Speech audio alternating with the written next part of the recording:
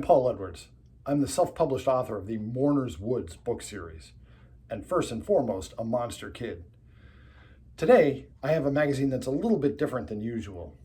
This is Monsterscene magazine, issue number 9, from 1996. It's not from the first or even second wave of monster kids. It's more from the revival of the monster kid phenomenon that took place in the 1990s. So I thought some of you might enjoy looking through this 30-year-old monster magazine with me. 30 years old is not too old compared to some of the other magazines we've read together. But together, maybe we can see what kind of monster goodness is in here.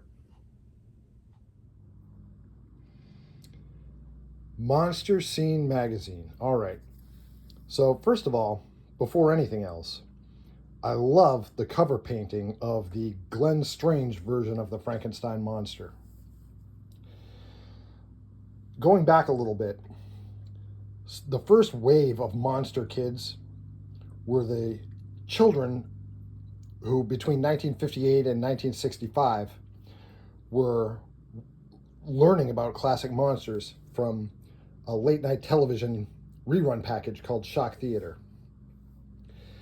And there was a monster craze in the first half of the 1960s where vintage monsters were all the rage. And there were magazines and toys and things like that based on Dracula, the Wolfman, the Invisible Man, and so forth. I was born in 65, so I was born right at the end of the first wave of monster kids. I was among the second wave of monster kids in the 1970s. These were the kids who grew up with a lot more access to monster goodies. The monster publications by this time were well-established publications. There was lots more monster movies on TV, and so you could watch them at home and not have to wait for them to hit the theaters. And we had it better than the first wave of monster kids. So this magazine in 1996, notice the tagline here: everything you loved in monster mags as a kid, but written for grown-ups. So the target audience of this magazine was not children. The target audience of this magazine is adults who liked to reminisce about when they were in the first and second wave of monster kids. In other words, me. I'm the perfect target audience for this. So we're going to have the vibe and feel of a vintage monster magazine, but written for adults. That's what they're telling us. We get Abbott and Costello Meet Frankenstein, which is easily my favorite horror comedy.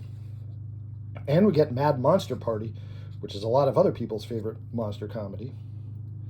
Plus, Frankenstein and Me, Richard Matheson, and more. I really like Richard Matheson's writing.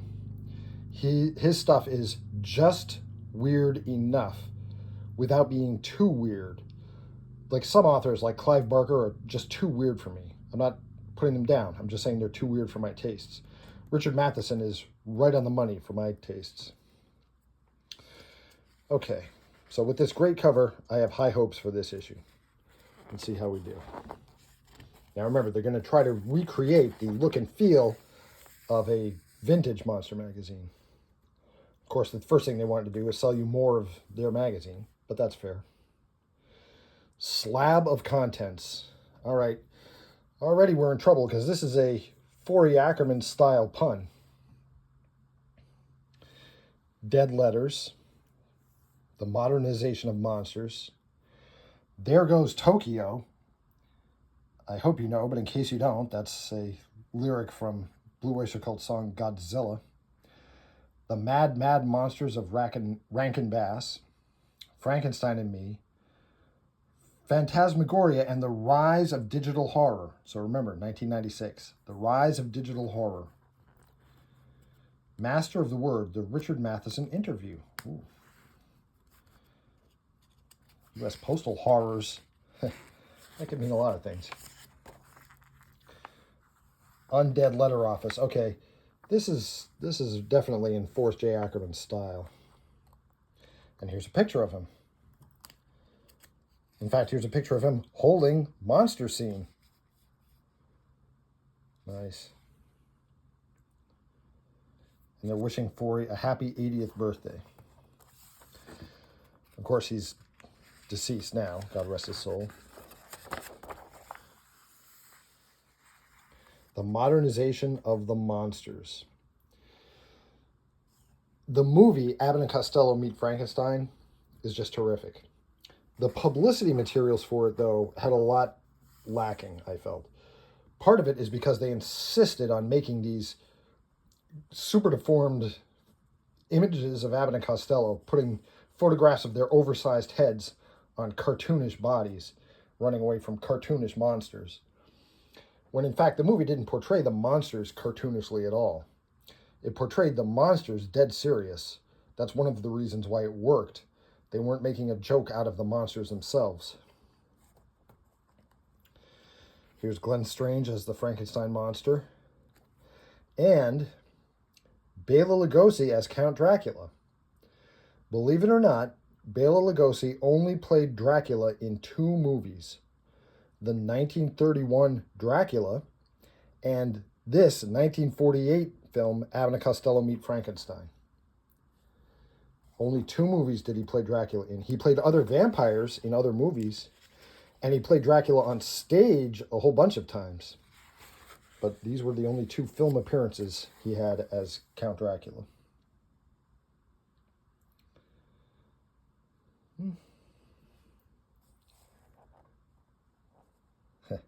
Well, this is not Abbott and Costello Meet Frankenstein. This is Young Frankenstein, where they did not portray the monsters quite so seriously.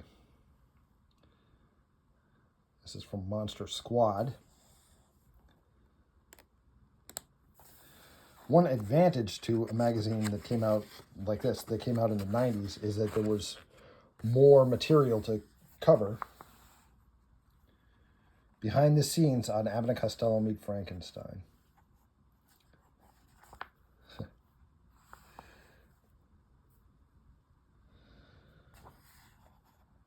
So, in a lot of the Monster Kid materials, when they portrayed the Frankenstein monster, they portrayed the Glenn Strange version of him, this version. And Glenn Strange, believe it or not, he played the Frankenstein monster in the same number of movies that Boris Karloff did, 3. But Glenn Strange's performance was nothing like Karloff's. It was, in his films, the Glenn Strange monster was just a big clunking brute. There was none of the subtle gravitas that Boris Karloff put into the role. But this image, though, of Frankenstein is the one that monster kids grew up looking at a lot. And to us, this image looks just as much like Frankenstein as the Boris Karloff Frankenstein. Glenn Strange himself was a huge Abbott and Costello fan.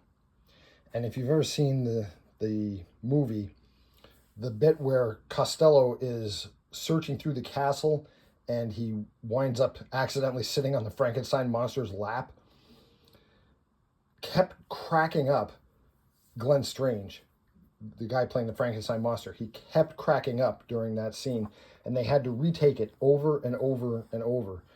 And you know, Glenn Strange was just getting sillier because he was laughing at it, and Lou Costello was getting madder and madder because he had to redo all that scene again and again. Yeah, you know it's not a real old monster magazine because color prints $50. In some of the famous Monsters issues we've seen, they were selling 6 prints for $1 back in the 1960s. There goes Tokyo, but it's a bait and switch. This is not Godzilla, this is Gamera. In Gamera 2, Attack of Legion. I loved the 1995 Gamera reboot, Gamera Guardian of the Universe. This sequel was pretty good, but I know some people prefer to Guardian of the Universe. I don't. I think they had it exactly right the first time.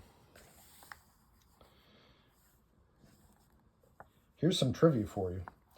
Can you tell what 1990s actor is the father of this young lady here who was in the first 2 of the reboot Gamera movies? That is the daughter of Steven Seagal. Yes, that's Steven Seagal. Oh, Ultraman. Yeah, you can never get enough Ultraman. For those who don't know, Ultraman is a hugely popular Japanese superhero.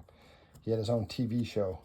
Hey, actually, he's had a series of TV shows from the 1960s all the way to today. And there have been different versions of Ultraman in the different shows. Sort of like there have been different versions of the Power Rangers in different seasons. Same idea. This is from the original Ultraman show, though. And this is pretty typical of what an Ultraman monster looks like.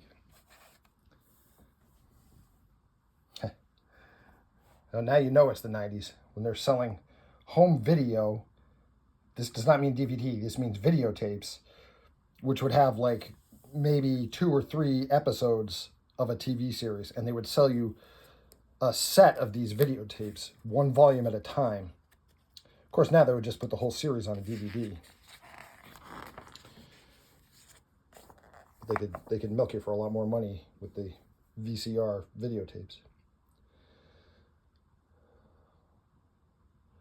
Rankin Bass was the company that made those animated Christmas specials like Rudolph the Red-Nosed Reindeer in the 1960s using stop-motion animation. Well, they also made a live-action King Kong in conjunction with Toho Studios, the company that makes the Godzilla movies.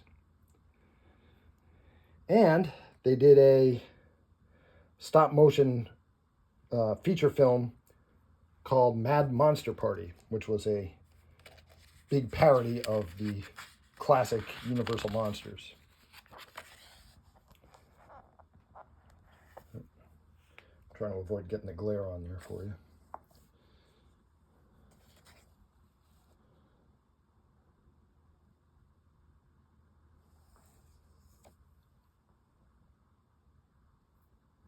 You can see, if you're familiar with the Christmas specials that I'm talking about, like Rudolph, you can see that the art design of these characters is very similar to what you see in Rudolph.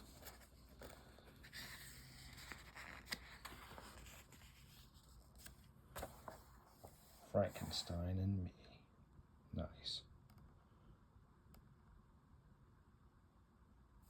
That's Burt Reynolds.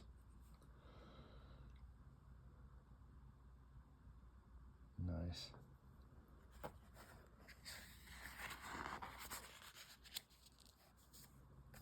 Phantasmagoria and the Rise of Digital Horror.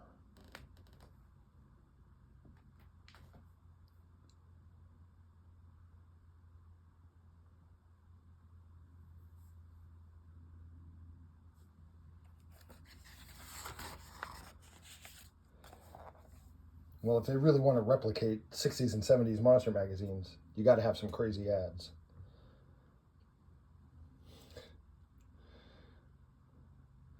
$140 for the Lon Chaney Sr. Hunchback of Notre Dame model kit.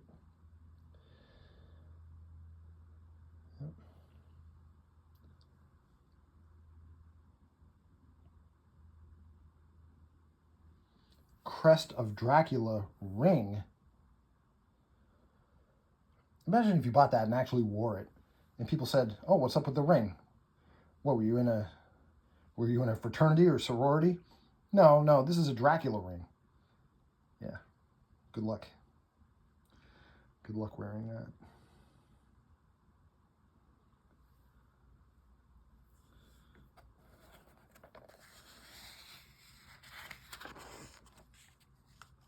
Here's the article on Richard Matheson.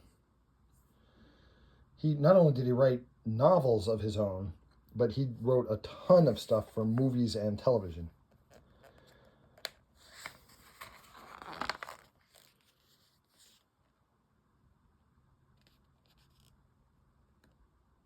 Oh, The Legend of Hell House. That was pretty creepy. Burn Witch Burn is a somewhat forgotten but really good witch movie from the 1960s. That's where a skeptical college professor forces his wife who's been practicing witchcraft without his knowledge to cast like protection spells over him. He forces his wife to stop using all this superstitious witchcraft. So she does, and as soon as she stops casting her protection spells, unnatural bad things start happening to the professor because he has an enemy among the academics at the college who's using evil witchcraft against him.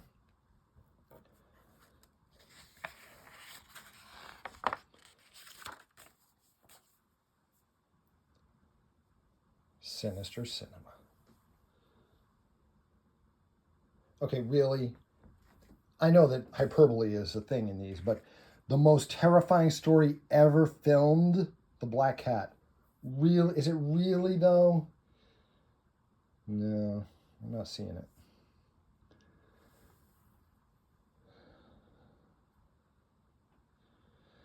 Okay, even I, who have seen a zillion of these kind of movies, even I haven't seen everything.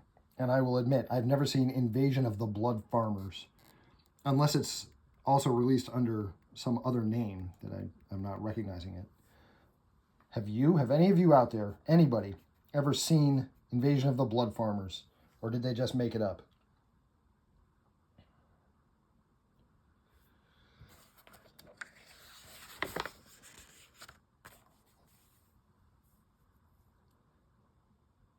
Blood Mania. Blood Mania is sort of a grim soap opera movie. It's not really a horror movie, although there's a series of murders in it. But it's like if Melrose Place was full of stabbings. The Crawling Hand is a more typical monster movie, severed hand movie, although it's nowhere as good as The Beast with Five Fingers, which is the quintessential Crawling Hand movie.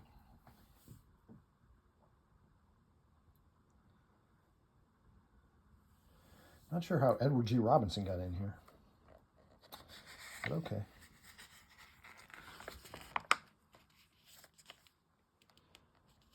The Video Vault. Yeah.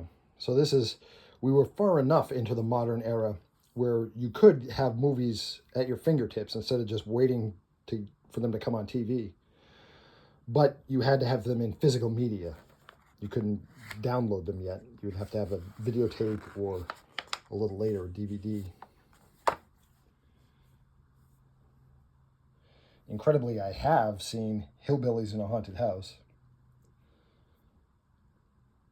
Of course, you can get Young Frankenstein. Oh, and see where it says here for the formats, okay? You can get it in VHS, that's the videotapes, or in LD. What is LD? LD is Laserdisc. They were sort of like compact discs, but they were not compact. They were the size of a vinyl album. They were completely replaced by DVDs, though.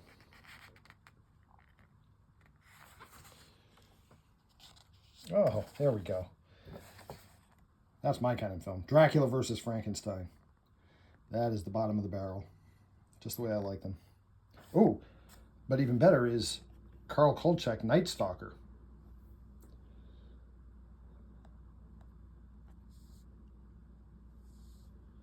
And this is the 90s, so they are able to say that this series was a big part of the inspiration Chris Carter had for the X-Files, which of course was current when this was printed. The X-Files was in its heyday.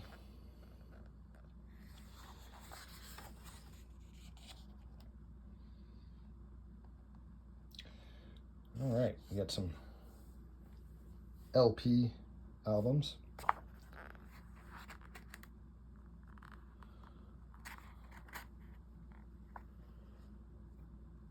Okay, Spend the Night with the Trash Women. I gotta admit, I have no idea what that is. The Golem original soundtrack. That's right, the soundtrack to a silent film.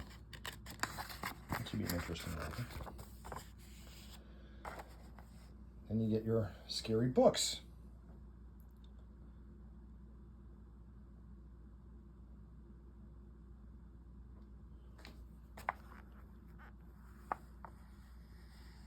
Ooh, Kaiju Review. Some people are just nuts for Bewitched, which is a long-running sitcom from the 60s and 70s about a suburban American housewife who is a good witch, and it's a situation comedy. The show ran for, I think, 10 seasons, if I'm not mistaken. A really long time, anyway.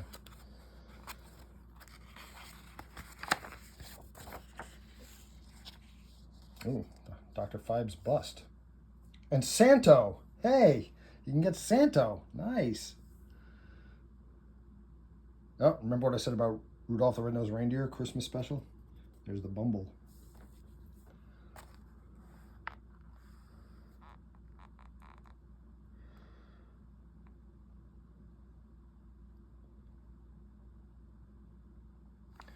You know, here's a little tip for you. They were selling monster fonts here that you could use on your home computer. You can download monster fonts for free now. Tons of them. Tons of them. Just do a search for free monster font downloads and you'll find them. There's tons of them.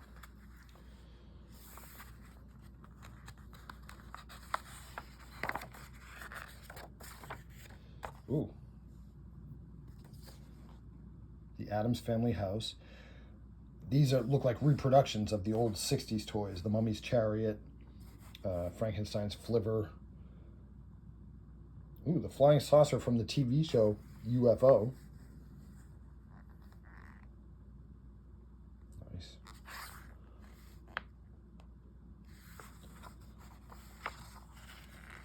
And once again, they're closing the way that they started by selling us other issues of their magazine. Oh yeah, remember these postage stamps? These were painted by Basil Gogos, who was the artist who did about 50 or so covers of famous monsters of Filmland. Ooh, should we go to Wonderfest 97?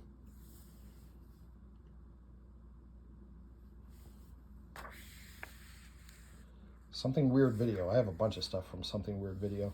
I still have my physical medium of older monster movies. I mean, what am I going to do? Even if I've downloaded the copy, what am I going to do? Throw away the DVD? How could I? One last look at Mad Monster Party. All right, I got to say, they did pretty good for giving us everything that we loved in monster mags as a kid, but written for grown-ups. I approve. I mostly approve of this superb cover, though. That's just great. Listen, if you enjoy classic monsters and vintage horror, you would love my book series, the Mourner's Woods books. They're for sale on Amazon.com. I'm self-published. There's no middleman other than Amazon themselves. I have 6 in print so far. By the time you see this, there may be more because I average about 1 a year. And I have all my stories are set in a haunted forest, and there's different monsters in each book, and there are a completely new cast of characters in each book.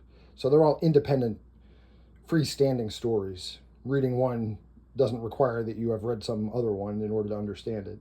They're all standalone novels. So please check them out. My name again is Paul Edwards. My books are the Mourner's Woods books, available on Amazon.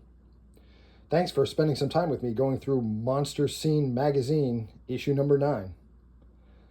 I'll see you in Mourner's Woods.